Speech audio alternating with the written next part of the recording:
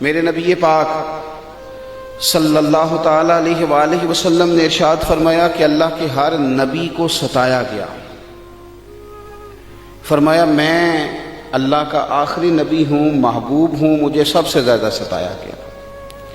اپنے ذہن میں ایک بات بٹھائیں کہ زندگی میں تکلیف آئے گی، اپنے ذہن کے اندر اس بات کو جگہ دیں کہ آزمائشیں ہر لمحہ ہیں، ہر گھڑی ہیں، ہر موقع پہ ذہن بنا لیں۔ ہمارا ذہن یہ بن گیا ہے کہ کسی نہ کسی طریقے سے سوکھ تلاش کر لیں۔ میں یہ چاہتا ہوں کہ میری مرضی کے مطابق سارے کام ہوں، پھر جو کام میری مرضی کے خلاف ہو جاتا ہے مجھے وہ تکلیف دیتا ہے۔ حالانکہ اگر بندہ سیکھ جائے کہ مرضی میری نہیں چلے گی، مرضی رب رسول کی چلے گی، جب وہ سیکھ جائے نا تو بعض تکلیفیں بھی اسے مزہ دیتی، بعض آزمائشیں بھی اسے مزہ دیتی۔ بعض اوقات اگر کہیں کوئی چیز کڑوی بھی آ جائے نا تو بھی فائدہ دے جاتی ہے۔ قرآن مجید میں متعدد مقامات پر آزمائش کا ذکر ہے، متعدد مقامات پہ اللہ کے امتحان کا ذکر ہے، متعدد مقامات پہ کہا گیا کہ تمہیں آزمایا جائے گا۔ لیکن ہمارا یہ طریقہ ہے کہ نعمتیں آتی رہیں تو ہم راضی رہتے ہیں، اور کسی جگہ اگر کمزوری آئے، کسی جگہ امتحان دینا پڑ جائے، کسی جگہ کوئی کڑوی چیز آ جائے۔ محمود غزنوی بیٹھے ہوئے تھے، پھل کھا رہے تھے، تو ایک مالٹا محمود غزنوی کے قریب آیا تو اس کو توڑا، مالٹے کے ٹکڑے ہوتے ہیں، اس کی کاشیں بن جاتی ہیں۔ ایک ٹکڑا اس نے نا کھانے سے پہلے ایاز کو دیا، ایاز فٹافٹ کھا گیا۔ اب محمود نے دوسرا حصہ اسی مالٹے کا اپنے منہ میں رکھا تو تھوک دیا، اتنا کڑوا۔ پھر پلٹ کے نظر ڈالی ایاز پہ تو کہنے لگے یار تو عجیب آدمی، اتنا کڑوا تھا تو نے بتائی نہیں، گھٹ گھٹ کر کے تو کھا گیا ہے۔ تو اس نے جو بات کی نا جواب میں، وہ سمجھانے لائق ہے، وہ سمجھنے لائق ہے، وہ غور کرنے کی بات ہے کہ اس طرح بھی ہوتا ہے۔ اور ایاز کہنے لگے بادشاہ سلامت، تیرے ہاتھوں سے نا ہمیشہ ہی میٹھے ملے ہیں، اب ایک کڑوا آیا تھا میں تھوک دیتا تو کوئی آئینے وفاداری تو نہیں ہے نا، میں نے اس کا ذائقہ نہیں دیکھا، میں نے تو وہ ہاتھ دیکھے۔ وہ خدا جو نعمتیں دے اور اتنی دے کہ کہے تم سے گنی نہ جائیں، اتنی نعمتیں دے، تو وہی رب اگر کہے وَلَنَبْلُوَنَّكُمْ بِشَيْءٍ مِّنَ الْخَوْفِ وَالْجُوعِ وَنَقْصٍ مِّنَ الْأَمْوَالِ وَالْأَنفُسِ وَالثَّمَرَاتِ، تمہیں ضرور آزمایا جائے گا، خوف کے ذریعے، بھوک کے ذریعے، مال اور جانوں کی کمی کے ذریعے تمہیں آزمایا جائے گا۔ وَبَشِّرِ الصَّابِرِينَ، اگر صبر کرو گے تو پھر خوشخبریاں بھی دی جائیں گی۔ تو اگر اللہ آزمائے میرے بھائی، اگر رب آزمائے تو جس طرح اس کی نعمتیں آگے بڑھ کے جھولی میں ڈالتے ہو نا، اسی طرح یہ بھی کہنا چاہیے کہ دکھ قبول محمد بخشا، راضی رہن پیارے۔ امام علی مقام نے میدان کربلا میں ہمیں بتایا ہے کہ مجھے رب نے اعزاز یہ دیا تھا کہ رسول پاک کا نواسہ بنایا۔ لوگوں میری شان یہ ہے کہ میں مولا علی کا لخت جگر ہوں، میرا مقام یہ ہے کہ میں نے سیدہ طیبہ طاہرہ حضرت فاطمہ الزہرا کا دودھ پیا ہے، میرا مرتبہ یہ ہے کہ میں جنتی جوانوں کا سردار ہوں۔ یہ خدا نے نعمتیں فرمائی ہیں۔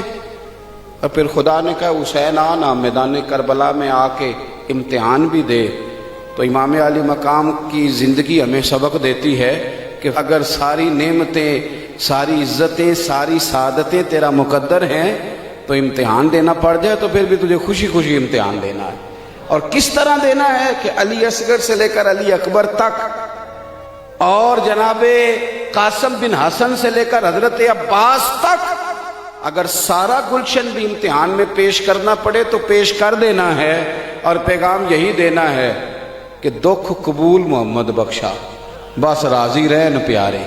صوفیاء کے اندر کچھ لوگ ایسے ہیں جن کو ملامتی کہا جاتا ہے، وَلَا يَخَافُونَ لَوْمَةَ لَائِمٍ، وہ کسی ملامت کرنے والے کی ملامت کی پرواہ نہیں کرتے۔ ذَلِكَ فَضْلُ اللَّهِ يُؤْتِيهِ مَن يَشَاءُ، اللہ کا یہ فضل ہے، رب جسے چاہے عطا کرے۔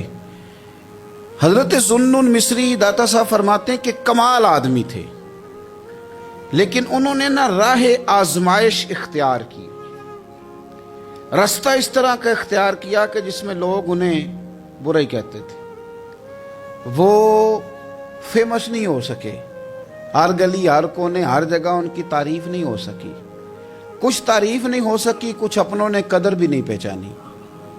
اہل مصر نے ان کے ساتھ کوئی اچھا رویہ اختیار نہیں کیا۔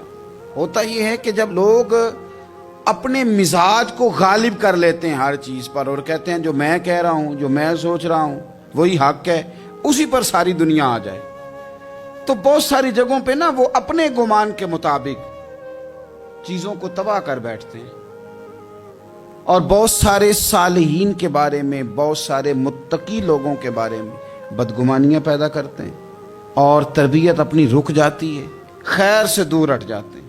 حضرت ذوالنون مصری رحمۃ اللہ علیہ کے ساتھ بھی ان کے اپنے شہر کے لوگوں نے، ان کے اپنے ارد گرد کے لوگوں نے ان کے ساتھ کوئی اچھا سلوک نہیں کیا۔ زندگی بھر کسی شخص نے بھی کوئی اس طرح کا رویہ ان کے ساتھ نہیں رکھا۔ ہاں عقیدت مند لوگ تھے، محبت کرنے والے بھی تھے، لیکن اکثریت ان لوگوں کی تھی کہ جو ان کی طرف جب بھی نظر اٹھاتے تھے تنقید کی اٹھاتے تھے، طنز کی اٹھاتے تھے۔ داتا صاحب رحمۃ اللہ علیہ فرماتے ہیں کہ عقدہ تو اس وقت کھلا، راز تو اس وقت فاش ہوا، بات تو اس وقت لوگوں کے سامنے آئی جب ان کا انتقال ہوا تو ان کی پیشانی پہ لکھا تھا یہ اللہ کا دوست ہے، اور اس نے رب کی محبت میں وفات پائی ہے۔ اور فرماتے ہیں مصر کے لوگوں کی آنکھیں تب کھلیں کہ جب ان کا جنازہ دھوپ میں اٹھایا گیا تو پرندوں نے آ کے جنازے پہ سایہ کر دیا۔ اس وقت لوگوں کو پتہ چلا یہ تو دو باتیں تھیں۔ داتا صاحب کہتے ہیں لوگوں پتہ ہے تیسری بات کیا ہوئی؟ جس دن حضرت ذوالنون مصری کا وصال ہوا 70 نیک لوگوں نے رسول پاک کی زیارت کی، اور ہر بندے کو خواب میں آ کے اللہ کے محبوب نے فرمایا آیا اس لیے ہوں کہ ذوالنون مصری کا انتقال ہو گیا ہے اور میں نے ان کا استقبال کرنا، ان کو آگے بڑھ کے خدا کے کرم کی خوشخبری سنانی ہے۔ رسول کائنات میرے مرنے پہ ہر سو شور مچ جائے گا دیکھو گے، کہنے الوداع سرکار خود تشریف لائیں گے۔ اور درویش نے کہا تھا بعد مرندے مکھڑا میرا ہو جاوے جے تازہ، پھر سمجھ لینا محبوب میرے نے آن پڑے ہے جنازہ۔ او بھائی یاد رکھیے گا بہت سارے لوگ ایسے ہوتے ہیں کہ جن کی لوگ اس طرح قدر نہیں کرتے جتنے کہ وہ قیمتی ہوتے ہیں، لیکن یاد رکھیں ان لوگوں کو بھی یہ سمجھنا چاہیے، اس مثال سے ان کو بھی اپنی ذہن سازی کرنی چاہیے کہ لوگوں سے قدر کرانا ویسے اتنا ضروری بھی نہیں، زیادہ ضروری تو یہی ہے نا کہ رب رسول کی نظر میں بندے کا کیا مقام ہے۔ اگر وہاں مقام ہے تو پھر لوگوں کی گڈ بک میں آنا کو زیادہ ضروری بھی نہیں، اگر وہاں پاس ہے تو بس پھر جے کر سائیں وسون کچھ اجیاں نو تو پھر کیڑا مائی دا لال اجاڑ سکتا ہے، پھر ضرورت کیا ہے اس قدر زیادہ پریشان ہونے کی۔ اب کوئی بھی میڈیا کوئی بھی کھول لیں جو اتنا زیادہ بدتمیز ہے نا، جو ہر بزرگ کے بارے میں بک بک کرے، جو ہر بندے کو برا کہے، جو ہر ایک کی پگڑی کھول کے رکھ دے، وہ زیادہ بڑا ہو جاتا ہے۔ زیادہ جو اس کو بھی گالی دے، اس کو بھی برا کہے، یہ معروف ہونے کے لیے، مشہور ہونے کے لیے، یہ بڑا بننے کے لیے لوگ یہ کام کرتے ہیں، بڑا بننے کے لیے ایسے ایسے۔ اور میری قوم بڑی منفرد ہے، کبھی کبھی تھوڑا بہت سفر کرتے ہیں تو لوگ دکھاتے ہیں یہ بندہ یہ کہہ رہا ہے، اس کا کوئی جواب دیں، تو میں کہتا ہوں یار آپ نے تو ہمیں بڑا سستا سمجھ لیا، ہر بندے کا جواب دیں، اس کی اوقات ہے اس کو جواب دیا جائے، ہر ایک کو آپ جواب دیں، ہر ایک کو تو جواب نہیں نہ دیا جا سکتا۔ حضرت ملا رومی رحمۃ اللہ علیہ فرمایا کرتے تھے، میں پہلے بھی آپ کو وَإِذَا خَاطَبَهُمُ الْجَاهِلُونَ قَالُوا سَلَامًا، آپ فرماتے ہیں کہ رب نے قانون بنایا کہ جب جاہل بحث کرے نا اسے سلوٹ کرنی ہے، وہ کہے گا میں جیت گیا ہوں، جاہل جو ہوا وہ کہے گا صحیح کہ میں، وہ جی میرے تو سامنے کھڑا ہی نہیں ہوا، وہ تو بھاگ گیا، وہ بھائی بھلا کیوں نہیں کھڑا ہوا، اس نے تجھے اس قابل ہی نہیں سمجھا کہ تیرے سامنے وہ قابل التفات ہی نہیں۔ تو میرے عزیز اتنا زیادہ الجھاؤ نہ پیدا کریں، ادب کریں، اکرام کریں، احترام کریں۔ کیا خوبصورت لفظ ہیں حدیث پاک کے، میرے رسول کریم علیہ السلام نے فرمایا میرا ادب کرو مجھ سے پیار کو اس لیے کہ میں اللہ کا رسول ہوں، اور فرمایا میرے صحابہ کی عزت کرو اس لیے کہ وہ میرے صحابہ ہیں، میرے صحابہ ہیں، میری وجہ سے میرے غلاموں کا اکرام کرو۔ یہاں بحث ہوتی ہے، صحابہ کے بارے میں لوگ باتیں کرتے ہیں اور بڑی بڑی کھل کے باتیں کرتے ہیں اور بے لگام ہو کے تبصرے کرتے ہیں، کوئی پوچھنے والا نہیں۔ اور اہل بیت نبوت یار تو نے بہت بڑی جرت نہیں کی یہ بات کہہ کے کہ ذرا علی کو مولا بھی نہ کہنا. بہت بڑا سیانا بندہ ہے, سنا ہے بہت اونچی جگہ بیٹھ کے درس دیتا ہے, بڑی محترم جگہ, اور وہ کہتا ہے کہ چونکہ مولا کے کئی معنی تو کچھ جاہل بندے ایسے ہیں جو معنی بدل کے اور معنی میں لے لیں گے, لہذا حضرت علی کہو مولا نہ کہو, یعنی اسے بھی مولا نہ کہو جسے نبی پاک نے مولا کہا ہے, اسے بھی مولا نہ کہو, اس کی بات مان کے. یار آپ دین کا حسن ضائع کر رہے ہیں. آپ رسول کریم علیہ الصلوۃ والسلام جس کا جو اعزاز بیان کریں گے حضور کی نسبت کی برکت سے, امت اس کا وہ اعزاز نہ صرف مانے گی بلکہ جانے گی. کیا خوبصورت جملے. حضور نے فرمایا میرے علی کا چہرہ دیکھنا عبادت. حضرت ابو طلحہ انصاری کہتے میں نے تجسس کی نظروں سے دیکھا. صحابہ ہمارا بڑا بھلا کرتے تھے نا, کہتے میں نے تجسس کی نظروں, تو حضور سمجھ گئے کہ اس کی نظروں میں سوال ہے. حضور نے فرمایا النظر الی وجہ علی عبادہ, علی کا چہرہ دیکھنا. حضرت ابو طلحہ کہتے میں نے تجسس سے دیکھا تو حضور مسکرائے. سوال میرے اندر تھا کہ حضور ہم تو دیکھ رہے ہیں تو جو نہ دیکھ سکیں, ہم تو دیکھ رہے ہیں. تو حضور نے فوراً کہا ذکر علی عبادہ, اس کا خالی ذکر بھی کرتے رہنا تمہیں عبادت کا ثواب ملتا رہے گا. تو نبی پاک صلی اللہ علیہ وسلم نے جو اکرام کی سیڑھیاں بتائیں, جو آداب کے طریقے رسول کریم نے بتائے, وہ سارے اس لیے بتائے کہ امت ان کا ادب کرے, امت ان کا اکرام کرے, امت ان کا احترام کرے. ہمارے محدثین کی ایک پوری جماعت گزری ہے, ایک بڑی عجیب بحث انہوں نے لکھی ہے. کہتے ہیں جناب بہت سارے لوگوں نے حضرت فاطمہ الزہرا سے زیادہ روایتیں کیوں نہیں کی, بی بی پاک سے, خاتون جنت سے زیادہ روایات مروی کیوں نہیں. اللہ اکبر.